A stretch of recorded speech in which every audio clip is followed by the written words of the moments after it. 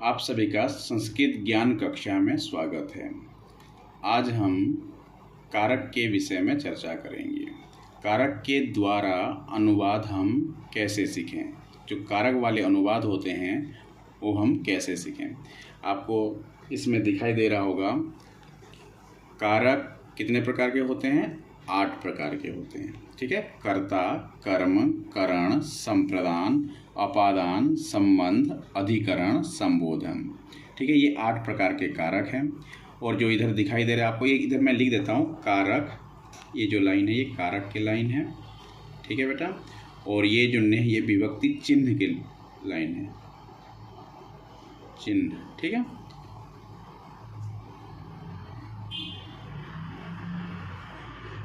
तो कर्ता का जो चिन्ह है ने है, कर्म का को, करण का से, के द्वारा, के साथ, संप्रदान का के लिए, को, अपादान का से अलग होने में, संबंध का के, की, रा, रे, री, अधिकरण में, पर, संबोधन हे, अरे।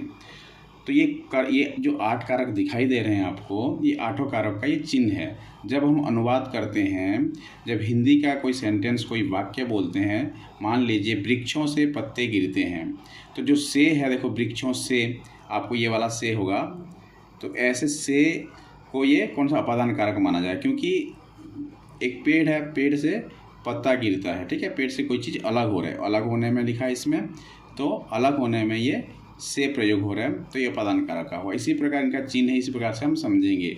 तो सबसे पहले हम कर्ता कारक को समझते हैं। कर्ता कारक, इसका चिन्ह है ने, तो एक अनुवाद है वह पढ़ता है। ठीक है, सह पठती, तो कर्ता कारक को ऐसे समझेंगे, या तो आपके अनुवाद में ने होना चाहिए, ठीक है, उसने, वह ने, या कुछ भी नहीं होना चाहिए।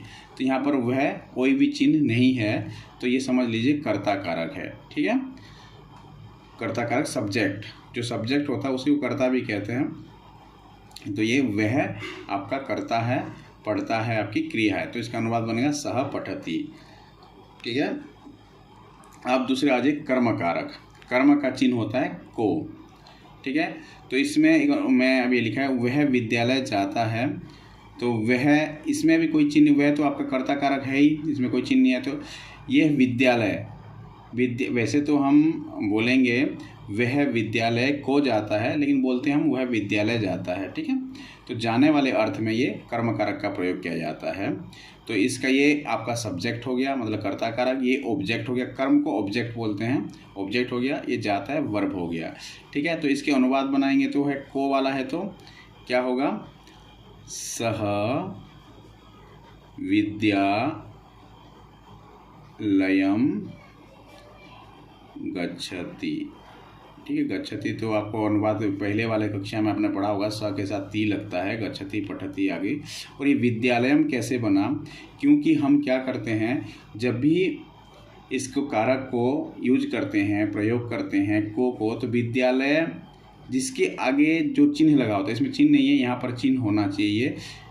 हम बोलते नहीं है वह विद्यालय जाता है बोलते हैं, लेकिन विद्यालय को जाता है, तो इस विद्यालय का रूप चलाएंगे। आप देखेंगे कि विद्यालय कौन सा पुल्लिंग शब्द है, या स्त्रीलिंग शब्द है, या नपुंसकलिंग है। तो विद्यालय पुल्लिंग शब्द है, आपको मैंने दूसरी कक्षा में ये बताया था शब्दों के माध्यम से, स्त्रीलिंग, पुल्लिंग, नपुंसकलिंग। तो आप दूसरी वाला कक्षा आप भाग 2 देख भी लेना। तो विद्यालय ये पुल्लिंग शब्द है, तो विद्यालय का रूप चलाएंगे पुल्लिंग शब्द। विद्यालय अकारांत पुल्लिंग है, तो बालक के समान रूप चलेगा। तो विद्यालय, विद्यालयो, विद्यालया, विद्यालयम, क्योंकि एक ही विद्यालय है, तो ये को आता है विद्यालयम, तो इसलिए विद्यालयम आया। विद्यालय को कर्म कारक में प्रथमा व्यक्ति, द्वितीय व्यक्ति एक वचन में विद्यालयम बनता है, सह विद्यालयम गच्छति। ठीक है, इस प्रकार का अनुवाद बनता है। तो ये कर्म का जितने भी को वाले आएंगे, वह विद्यालय जाता है, वह घर जाता है, ठीक है, घर को जाता है, ऐसे में जो को आता है आपके ये कर्म कारक के उदाहरण होते हैं। ठीक है, तो आपको ये समझ में आ गया होगा। आगे देखो करण कारक। करण कारक को हम ऐसे समझते हैं, ये किसी साधन साधन के रूप में प्रयोग किया जाता है करण कारक को। जैसे मान लो वह कलम से लिखता है, एक उदाहरण देता हूँ मैं आपको। वह कलम से लिखता है। ठीक है बेटा, आपको समझ में आ गया होगा। ये देखो, वह कलम से लिखते हैं, वह का सह, ये तो आप लिखते ही हो सह। और कलम से, देखो कलम के बाद जो ये चिन्ह लग रहा है, ये से कहाँ का है? ये दो जगह से का प्रयोग किया गया है। एक तो इससे यहाँ पर करण कारक में और एक अपादान कारक में। ठीक है, ये जो अपादान कारक वाला से है ये अलग होने में है। ऐसा से है जहाँ पर अलग होने का कोई कार्य हो रहा हो। इसमें क्या है? से साधन के रूप में कार्य हो रहा है, तो इसलिए ये वाला से जो है आपके करण कारक का प्रयोग होगा। तो मान लीजिए वह कलम से लिखता है। ठीक है, तो कलम से लिखता, कोई साधन है कलम। ठीक है, तो यहाँ पर करण का, तो कलम, अब मैंने बताया था कलम है नपुंसक लिंग का। ठीक है, तो अगर नपुंसक लिंग रूप चलाएंगे मित्रम के समान, तो क्या होगा? मित्रम मित्रे मित्राणि, मित्रेण मित्रम मित्रे मित्राणि, मित्रेण, ये भी कलमेन। ठीक है, करण कारक का मतलब तृतीया विभक्ति का एक वचन में क्या बनेगा? कलमेन, कलमेन। ठीक है, सह कलमेन, लिखति तो पहले है, इसके अकॉर्डिंग चल जाएगा आपका लिखति, स कलमेन लिखति।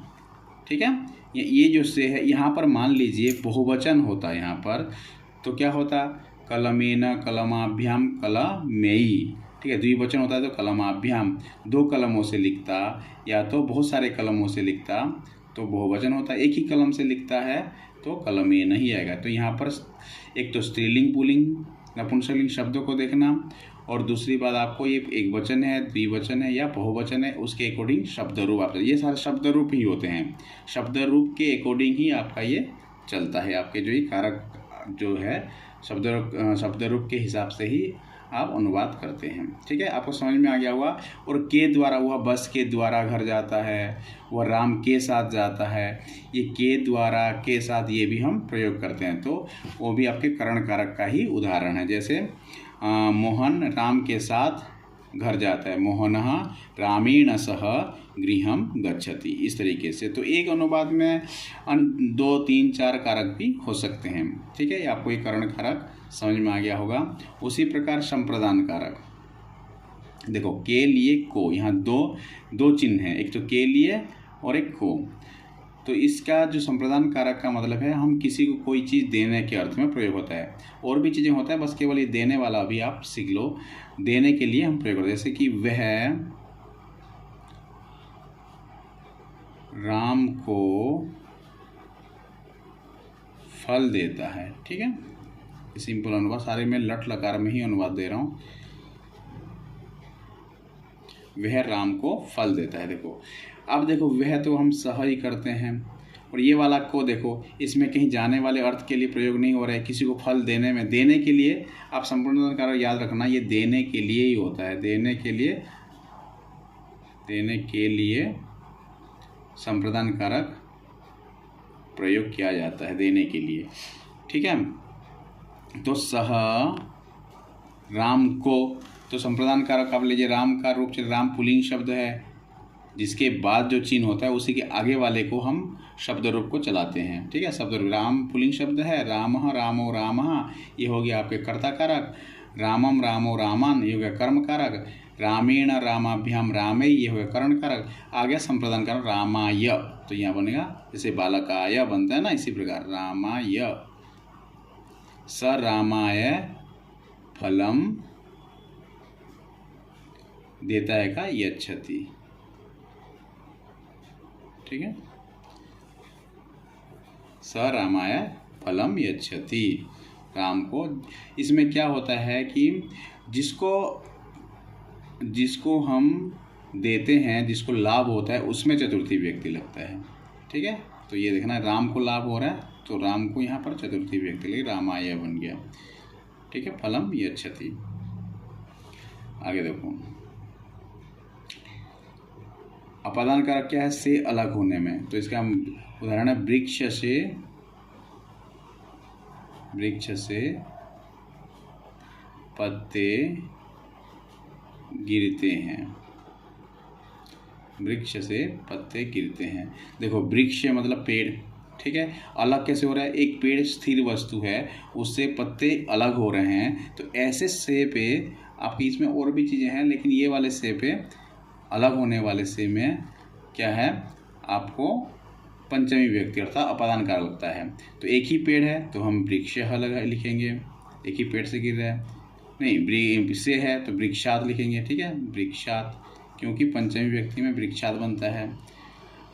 वृक्षः वृक्षो, वृक्षाः वृक्षं वृक्षो, वृक्षान वृक्षेण वृक्षाभ्याम, वृक्षे वृक्षाय वृक्षाभ्याम, वृक्षेभ्य वृक्षात। अपादान कारक का प्रथमा व्यक्ति एक वचन वृक्षात। देखो पत्ते हैं तो बहुत सारे, तो पत्राणि, ठीक है। पत्राणि क्योंकि नपुंसक लिंग है तो बहुवचन पत्राणि, गिरते हैं का पतंती। वृक्षात पत्राणि पतंती। अगर मान लीजिए यहाँ पर बहुवचन होता तो वृक्षेभ्यः लिखते, वृक्षेभ्यः पत्राणि पतंती, ठीक है। ये एक एक उदाहरण मैं दे रहा हूँ आपको, और बहुत सारे उदाहरण आप देख लेना, आपको वैसे ही समझ में आ जाएगा, ठीक है। संबंध कारक का, के, की, रा, रे, री, ये सारे प्रयोग होते हैं। का एक उदाहरण ले देता हूँ मैं। वह राम का भाई है, वह राम का भाई है। ये संबंध कारक है, संबंध स्थापित करता है वह का स, ठीक है। ऐसे ही जैसे अब मैंने पहले वाला किया अनुवाद, वैसे ही अनुवाद बनते जाएंगे। सह राम का, रामस्य षष्ठी व्यक्ति, क्योंकि का षष्ठी व्यक्ति में संबंध कारक में तो रामस्य बनता है, बालकस्य बनता है। भ्रातः अस्ति, ठीक है, भ्राता अस्ति, स रामस्य भ्राता अस्ति, ठीक है। का है तो की है, की की जरूरत होगा तो की, वह राम की पुस्तक है तो की। ऐसे ही वह राम के भाई हैं, ठीक है। वह मेरा, मेरी, ये सब षष्ठी व्यक्ति में आते हैं। अगर बहुवचन की आपको इच्छा होगी, बहुवचन के लिए प्रयोग हो रहे हैं अनुवाद, तो बहुवचन लगाओगे। यहाँ बहुत सारे चीज़ होते हैं तो यहाँ बहुवचन होता, ठीक है। ऐसे ही एक वचन का ही मैं आपको उदाहरण दिया हूँ। और ये संबंध कारक है, संबंध स्थापित कर दे। यहाँ पर अधिकरण कारक, आगे वाला कारक है अधिकरण। अधिकरण कारक में क्या होता है कि मैं और पर का प्रयोग किया होता है। जैसे विद्यालय में, मैं सिंपल आपको समझा दे रहा हूँ, आपको समझ में आ जाए बस। विद्यालय में वृक्ष हैं, पेड़ हैं, ठीक है।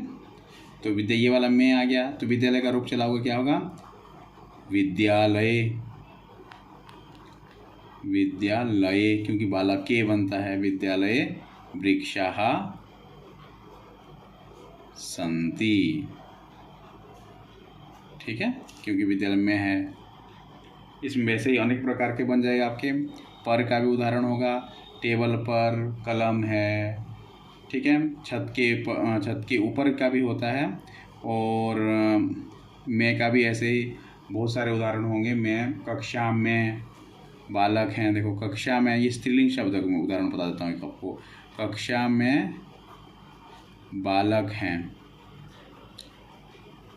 ठीक है। कक्षा में, कक्षायाम, क्योंकि लता के समान रूप चलेगा ये, कक्षायाम, ठीक है। बालकाः सन्ति, बहुत सारे बालक हैं तो बालकाः सन्ति, ठीक है।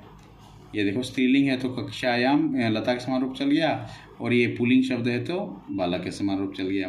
ऐसे ही हे बालक, ये आपका हे बालकः, किसी को संबोधन करते हैं तो संबोधन का प्रयोग किया जाता है। इसी प्रकार आपको मैं ये कारक के अनुसार आपको अनुवाद सिखाने का प्रयत्न किया, लेकिन आपको इसमें और से बहुत सारे आप डीपली हम पढ़ेंगे तो अनेक प्रकार से इनके और भी उदाहरण मिलेंगे, अलग अलग कोई अपवाद भी मिलते हैं। तो इसको आप बस केवल इसको इतने समझ लीजिए, आपको 10th क्लास तक के 10वीं तक के अनुवाद आपको अच्छी तरीके से आ जाएगा। 10वीं के जो एग्ज़ाम में आते हैं उनको अच्छे से सीख पाएंगे। बस आप क्या देखना है, एक वचन, द्विवचन, बहुवचन का ध्यान देना है, और कारक में कौन सा चिन्ह है, ये रूप आपको याद करना पड़ेगा। एक अकारांत पुल्लिंग शब्द याद कर लीजिए, अकारांत स्त्रीलिंग और नपुंसक लिंग शब्द का कोई वैसे मित्रम फलम का ये रूप याद कर लीजिए। आपने मेरे जो द्वितीय नंबर भाग नंबर 2 वो वीडियो ज़रूर देखना, और पहले नंबर भाग देखना वो अनुवाद वाला, तो ये अनुवाद को कारक के हिसाब से आप अच्छी तरीके से अनुवाद कर पाएंगे। ये जो वीडियो बना रहा हूँ ये अनुवाद के पर्पज़ से ही बनाया कि आपको कारक वाले अनुवाद कैसे आएँ। ठीक है, सबको धन्यवाद।